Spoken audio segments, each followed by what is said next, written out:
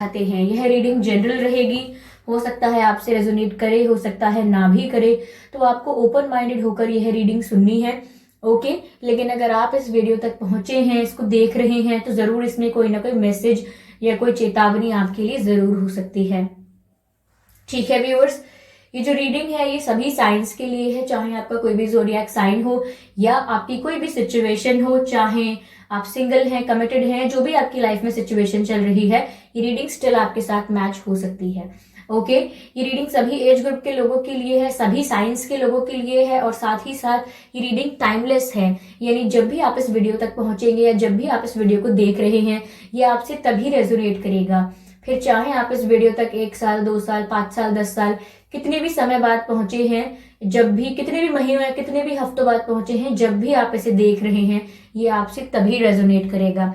Okay viewers, तो अगर आप ड्रीम टैरो चैनल पर पहली बार आए हैं और अब तक सब्सक्राइब नहीं किया है, तो मैं आप लोगों से कहूंगी और रिक्वेस्ट करूंगी कि सब्सक्राइब जरूर करें ड्रीम टैरो चैनल को, क्योंकि मैं ऐसे ही डिफरेंट टॉपिक्स पर रीडिंग प्रोवाइड करती हूँ, कैंडल वैक्स रीडिंग प्रोवाइड करती हूँ। ओके, रीडिंग्स के दौरान intuitive messages, channel messages and channel songs provide करती हूँ, जो मैं नहीं चाहती कि आप मिस कर पाएं। इसीलिए सब्सक्राइब जरूर करें और बेल आइकन को प्रेस करना ना भूलें, ताकि जब भी मैं कोई वीडियो लेकर आऊं, सबसे पहले आप उसे देख पाए। ओके, आइए चलिए शफलिंग स्टार्ट करते हैं और देखते हैं कि ईश्वर आपको क्या चेतावनी देना चाहते हैं। Okay, spirits please guide us, spirits please guide us. Okay, यहाँ पर 2 कार्ड्स पॉप आउट हुए हैं, I will not consider them. ठीक है, मैं खुद पिक करूंगी because I am guided to. Okay, spirits please guide us. Okay,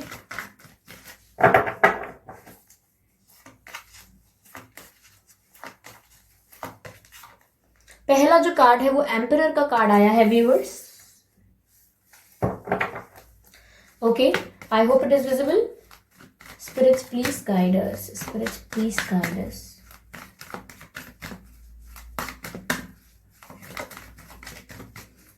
spirits please guide us. Okay,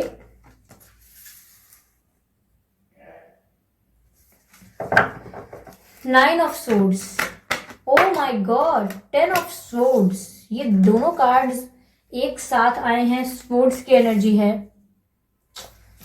ठीक है, okay,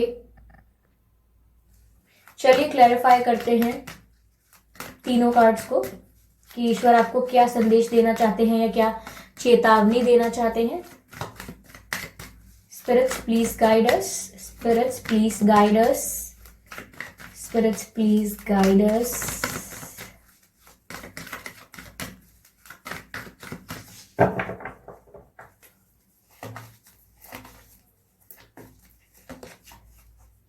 King of Swords, again Swords की एनर्जी है व्यूअर्स यहाँ पे, और Emperor and King।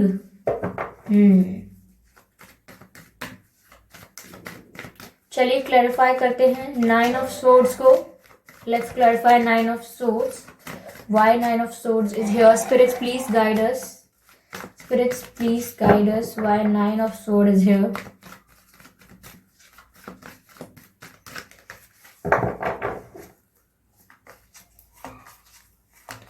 Spirits, please guide us. Why 9 of Swords is here? Empress. Emperor का card भी है, Empress का कार्ड भी है। Interesting.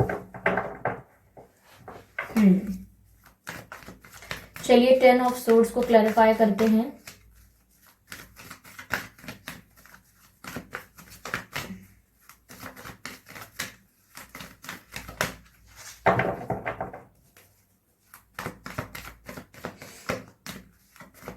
Ten of swords, 2 of pentacles unfold हुआ है। I will consider this card.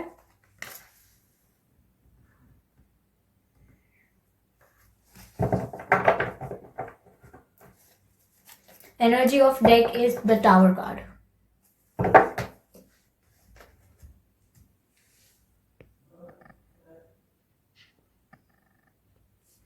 ठीक है, आई होप ये कार्ड्स आपको विजिबल होंगे। पहले बताना चाहूंगी कि आपका बर्थ मंथ क्या हो सकता है।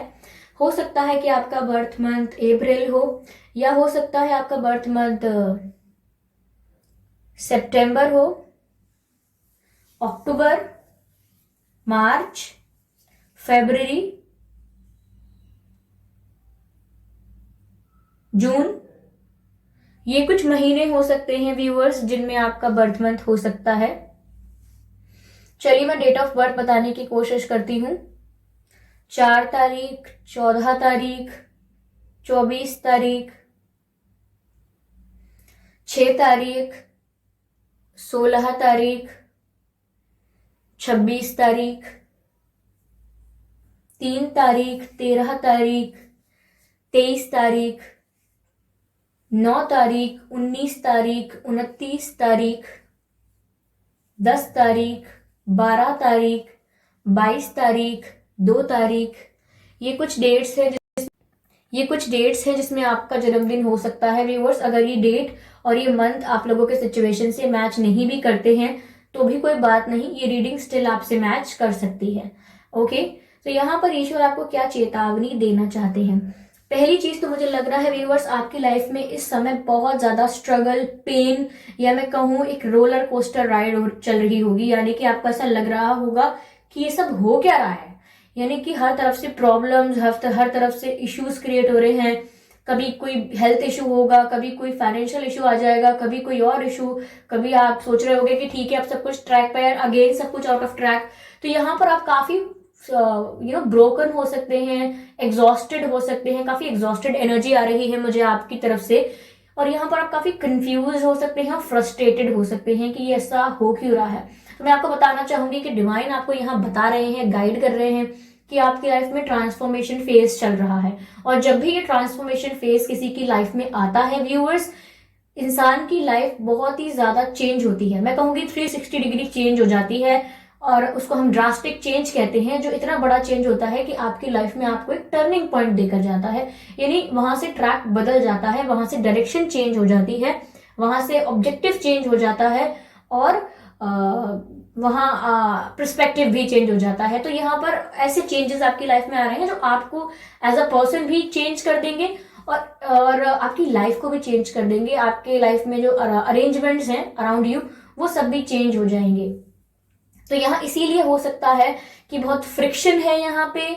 It's not easy for you to cope up with that change. यानी आपके लिए इतना ज्यादा सरल नहीं होगा इस बदलाव से या इस परिवर्तन से समझौता करना। It won't be easy for you, but यहाँ पर मैं आपसे इतना कह सकती हूँ कि आपको डिवाइन चेतावनी दे रहे हैं कि you need to be a bit confident about it. यानी कि अगर बदलाव आ रहा है तो you have to be confident about it. ऐसा नहीं है कि आप दुख में ही और दर्द में ही इस बदलाव को ग्रहण करें। देखिए बदलाव तो आना है, इट्स इनएविटेबल, यानी ये आएगा ही आएगा। और आप अगर सैड रहेंगे तो भी इस बदलाव को रेजिस्ट नहीं कर पाएंगे। You won't be able to resist that change in your life. और अगर आप खुश रहेंगे या एक्सेप्ट कर लेंगे तो भी इस बदलाव को आप चेंज नहीं कर पाएंगे या रेजिस्ट नहीं कर पाएंगे। तो जब बदलाव आना ही है so why can't you be happy और why can't you be in the acceptance। ऐसा यहाँ पर कहा जा रहा है कि आपको इस बदलाव को खुशी खुशी ग्रहण करना है, यानी एक्सेप्ट करना है। ठीक है, अब ऐसा हो सकता है व्यूअर्स, और बता देती हूँ मैं आपको यहाँ पे। एक तो ये बदलाव वाली बात हो गई कि जो भी लाइफ में चेंजेस या प्रॉब्लम्स चल रही हैं, ऐसा हो रहा होगा, काफी सारे काम बिगड़ रहे होंगे। ठीक है, हो सकता है कोई एक्सपायर भी हो गया हो फैमिली में 2021 में, यानी कि जो भी लास्ट ईयर था आप जब भी देख रहे हैं, लेकिन 2021 में ऐसा हो सकता है कि कोई एक्सपायर हुआ हो आपकी फैमिली से, रिलेटिव से कोई क्लोज। या ऐसा हो सकता है कि किसी से आपका सेपरेशन हुआ है, या फिर बहुत सारे फ्रेंड्स आपकी लाइफ से चले गए हैं जिनसे आप पहले बातें करते थे, उनसे अब आपकी बातें नहीं होती। The people you use to hang out with अब आपके साथ हैंग आउट नहीं करते हैं, they have their other circle. ठीक है, तो यहाँ पर बहुत कुछ आपके साथ भी चेंज हुआ है। ठीक है, तो फील्ड भी चेंज हो सकती है, वर्किंग फील्ड चेंज हो सकती है, जिस फील्ड में आपका करियर था वो भी चेंज हो सकता है। या कोई कुछ भी चेंजेस आ सकते हैं, even if it is about your education और समथिंग एल्स, यहाँ पर चेंजेस आ रहे हैं, even if it is about your love life. तो ये ऐसे चेंजेस हो सकते हैं, लेकिन ये चेंजेस ऐसे नहीं है जो आपको खुशी देंगे और आ जाएंगे। ये बदलाव ऐसे होंगे जो आपको तकलीफ देंगे और फिर आपकी लाइफ में एंटर करेंगे, और वो तकलीफ आपको लगेगी एक पनिशमेंट जैसा महसूस होगा, लेकिन वो पनिशमेंट नहीं है। वेन एवर दिस हैपन्स थोड़ी प्रॉब्लम होती है। ओके जैसे नेचर में भी होता है, जब बहुत ज्यादा नेचर में प्रॉब्लम हो जाती है, एटमॉस्फेयर खराब हो जाता है, तो कुछ ऐसे ड्रास्टिक चेंजेस आते हैं, जैसे फ्लड हो गया, वोल्केनिक इरप्शन हो गई, या वोल्केनिक इरप्शन तो it's also it's dependent on different factors, but यहाँ पर ऐसी काफी चीजें होती हैं। I don't know what's wrong with my tongue, why it stammers all the time. यहाँ पर कुछ ऐसी चीजें होती हैं वातावरण में जो अपने आप को रिजुविनेट कर लेता है। नेचर, प्रकृति अपने आप रिजुविनेट कर लेती है if it is something wrong. ठीक है, तो यहाँ पर भी ऐसा है कि अगर आपकी लाइफ में, it's also the nature of your life, okay, you are not apart from nature, you are the nature. तो यहाँ पर अगर कुछ ऐसा होता है जो ट्रैक पर नहीं चल रहा है, तो ऐसे सडन ट्रांसफॉर्मेशंस होते हैं जो आपको हिला के रख देते हैं। तो be prepare and be okay with it. ठीक है, यहां पे मुझे ऐसा नजर आ रहा है कि आपको दुखी नहीं होना है। यहाँ पर मुझे ऐसा लग रहा है शायद आप रात में सो नहीं पा रहे हैं, या आपको कुछ ना कुछ सोचते रहते हैं, दिमाग में कुछ ना कुछ बातें चलती रहती हैं, और you are not able to sleep. आपका स्लीपिंग पैटर्न भी गड़बड़ है। मुझे ऐसा लग रहा है कुछ लोग आपकी लाइफ से चले गए, आपके साथ सेपरेशन में हो गए, या आपसे ब्रेकअप कर दिया, या मैं कहूँ कि आपको छोड़ के चले गए वो लोग, तो जिसकी वजह से आप काफी बिट्रेड फील कर रहे हैं। आपको ऐसा लग रहा है कि मुझे किसी ने चीट किया है, किसी ने धोखा दिया है, कोई डिच करके गया है मुझे। तो यहाँ आपको ऐसा लग रहा है।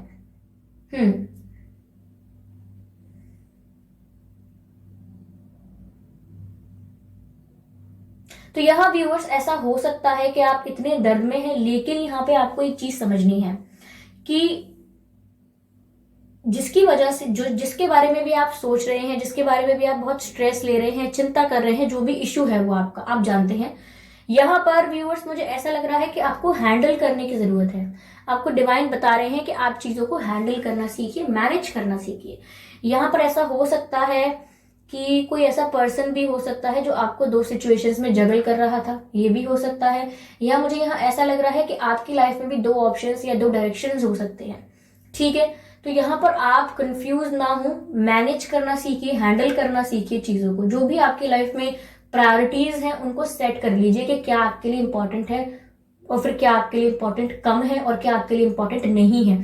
तो आप चीजों को प्रायोरिटाइज कीजिए। ठीक है, मुझे ऐसा लग रहा है कि आपको प्यार बहुत मिल सकता है। ठीक है, प्यार मिल सकता है, यानी ऐसा लग रहा है जैसे कोई मदर फिगर है तो उनकी तरफ से आपको प्यार मिल सकता है। या मुझे ऐसा लग रहा है कि as a husband, as a wife, कोई बहुत ही कंफर्टेबल पार्टनर मिल सकता है आपको जो आपको बहुत प्यार करे। या फिर मुझे ऐसा लग रहा है, एक वाइब ऐसी आ रही है कि अगर आपके फैमिली से कोई फीमेल फिगर एक्सपायर हुए हैं, whether it is your mother और योर ग्रैंड मदर, ओके, कुछ ऐसा हो सकता है। अगर कोई फीमेल पर्सन है जो एक्सपायर हुए, मुझे लग रहा है they are showering their love on you. आपको बहुत प्यार मिल रहा है आपके एंसेस्टर्स से, बहुत ही ज्यादा ब्लेसिंग्स मिल रही हैं, और आपसे मना किया जा रहा है कि आप रोए ना, या आप दुखी ना हो, या फ्रस्ट्रेटेड ना हो। आप चीजों को बैलेंस करने की कोशिश करें, जो भी आपकी लाइफ में आ रहा है चेंज, और सब कुछ आप हैंडल कर पाएंगे। आपको कॉन्फिडेंस रखना है। यहाँ पर दो कार्ड मुझे दिख रहे हैं, एम्परर के और किंग ऑफ सोर्ड्स के। यहाँ पर यह भी कहा जा रहा है व्यूवर्स कि आपको ऐसा लग सकता है कई बार कि आप झूठ बोल दें। ठीक है, कई बार ऐसा मौका आएगा जहां पे आपको झूठ बोलने का मन करेगा, या चीजें ऐसी होंगी that you will be okay in lying. तो व्यूअर्स, आपको झूठ नहीं बोलना है, यानी कि झूठ का सहारा ना लें। मुझे लग रहा है कि आपको सच बोलना है, वो भी कॉन्फिडेंस के साथ, चाहे किसी को कितना भी बुरा लगे। देखिए, अगर आपकी लाइफ से कोई जा रहा है और किसी को रोकने के लिए या कन्विंस करने के लिए आपने झूठी कहानियां बना दी या झूठ बोल दिया, it won't be beneficial for you.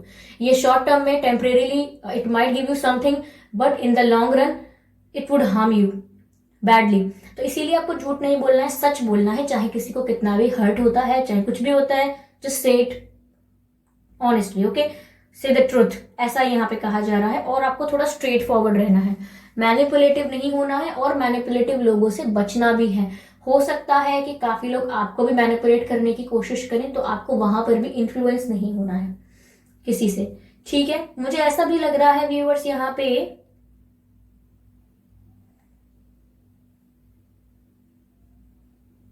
कि यहाँ पे कोई डोमिनेटिंग पर्सनालिटी हो सकती है आपकी लाइफ में, जिसने आपको डोमिनेट किया हो, या मुझे ऐसा लग रहा है कि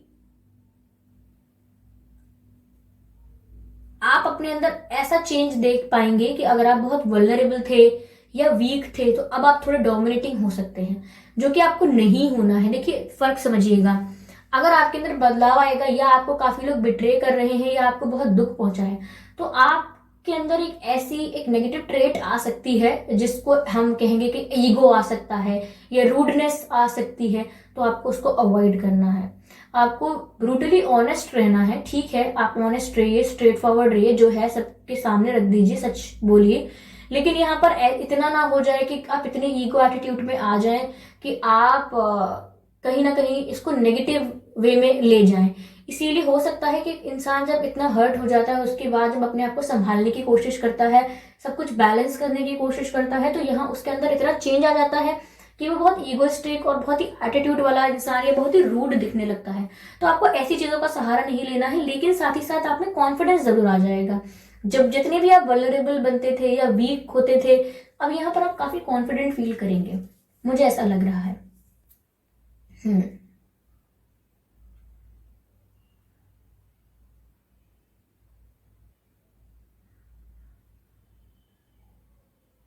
राइट, ऐसा हो सकता है व्यूवर्स आपकी तबीयत भी खराब हो जाए, आई एम नॉट सेइंग कि हो जाए, आई एम सेइंग कि देयर इज अ पॉसिबिलिटी। और तो आपको यहाँ पर अपना ध्यान ज्यादा रखना है, वार्म वाटर पीना है, और what ever the requirements for your health आपको वो फुलफिल करनी है, ठीक है। यहाँ पर आपको अपनी हेल्थ को इग्नोर नहीं करना है, सीरियसली लेना है बहुत, ठीक है।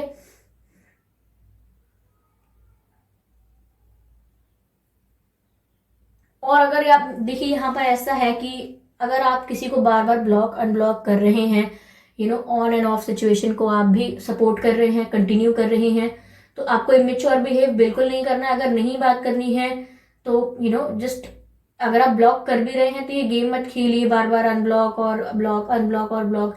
या फिर अगर आपको बात नहीं करनी है तो जरूरी नहीं है कि आप ब्लॉक करें, ठीक है। अगर आपको बात नहीं करनी है तो आप वैसे भी नहीं करेंगे, दुनिया की कोई ताकत आपको बात करने के लिए मजबूर नहीं कर पाएगी, if you really don't want to talk, okay. अगर आपको बात नहीं करनी है तो आपको बात नहीं करनी है, whether the person is blocked और नॉट। तो यहाँ पर आपको इमेच्योर बिहेव नहीं करना है कि आप पहले ब्लॉक करेंगे, फिर आपका मूड चेंज होगा, फिर आप अनब्लॉक करेंगे। पहले आप डिसाइड करेंगे कि मुझे बात नहीं करनी है, मैं ऐसे लोगों के पीछे नहीं भागूंगा, नहीं भागूंगी, and then you are doing that. तो आप ऐसा ना करें, कॉन्फ्लिक्ट मत करें, कॉन्ट्राडिक्शन ना करें अपने ही माइंडसेट में और अपने ही थॉट प्रोसेस में, because again it would harm your mental state. आपको फिर से सैडनेस लगेगी, स्ट्रेस लगेगा, क्योंकि you are not stable on one thing. तो आपको स्टेबिलिटी रखनी है बहुत माइंड में, जो आप सोच रहे हैं, जो आपको लग रहा है सही है, वही करें, ठीक है। राइट, चलिए मैं यहाँ पे कुछ मैसेजेस लेती हूँ।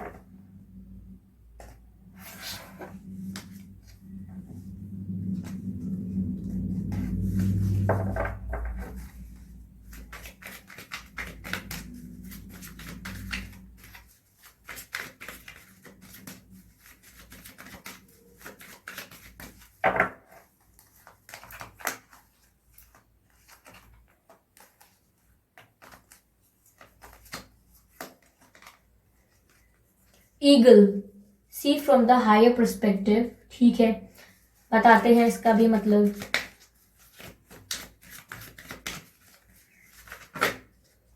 Okay, water garden, connect with your emotions.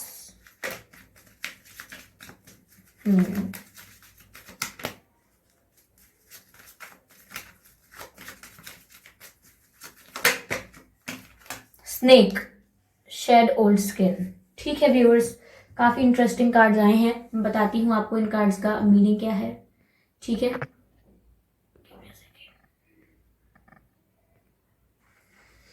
Viewers पहला कार्ड है सी फ्रॉम द हायर पर्सपेक्टिव। तो व्यूअर्स आपसे डिवाइन यहाँ पर कह रहे हैं कि जो भी आपकी लाइफ में फ्लक्चुएशन या मैंने कहा था ना कि ड्रास्टिक चेंजेस आ रहे हैं जिससे आपको प्रॉब्लम होगी, तो कुछ भी ऐसी फ्लक्चुएशन आ रही है आपकी लाइफ में, तो आपको उस प्रॉब्लम पर फोकस नहीं करना है जो आज चल रही है। इसका आउटकम अच्छा हो सकता है, आगे जाके आपको बेनिफिट मिल सकता है, you will be stable and happy okay future में। तो यहाँ पर आपको अभी छोटी सी प्रॉब्लम को नहीं देखना है, ये सोचना है कि ओके मैं आपको समझाती हूँ। सपोज आपकी लाइफ में कोई पर्सन है जो बहुत ही टॉक्सिक बिहेव कर रहा है ओके, और आपकी रिस्पेक्ट बिल्कुल नहीं कर रहा है, और सडनली वो पर्सन आपसे दूर जाने का डिसाइड करता है, लाइक सेपरेशन और ब्लॉकिंग यू और गोइंग अवे फ्रॉम यू और हैविंग ब्रेकअप विद यू, ऐसा कुछ डिसाइड करता है। तो अब आप ये बताइए कि आप उसके पीछे भागेंगे या फिर उसको रोकने की कोशिश करेंगे, उसे कन्विंस करेंगे, और maybe you will say sorry to that person, you don't even know why, but you will say just because कि वो पर्सन रुक जाए और जाए ना ओके।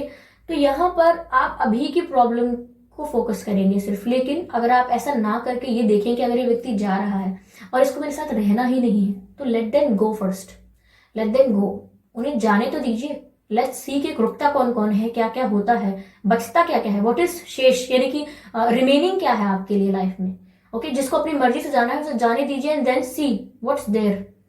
जैसे कहते हैं ना कि आपके पास अगर कोई लोन है, कोई कर्जा है, उसको सब चुका दीजिए and then see what is in your hand, अब आपकी पॉकेट में है क्या, एंड जो भी है whatever it is now it's yours. तो यहाँ पर जो पहले जाना चाहता है उसको आप पहले जाने दीजिए और फिर देखिए कि आपकी लाइफ में क्या मिलता है आपको। बहुत ज्यादा रश में मत रहिए कि अब सब कुछ चाहिए, अभी चाहिए, ये भी चाहिए, ऐसा नहीं कीजिएगा ठीक है। अगर वो पर्सन जाना चाहे या कुछ ऐसे और डिफरेंट चेंजेस भी हो रहे हो तो उन्हें दीजिए, ज्यादा रेजिस्ट मत कीजिए चेंज को ठीक है। अगला मैसेज था कनेक्ट विद योर इमोशंस।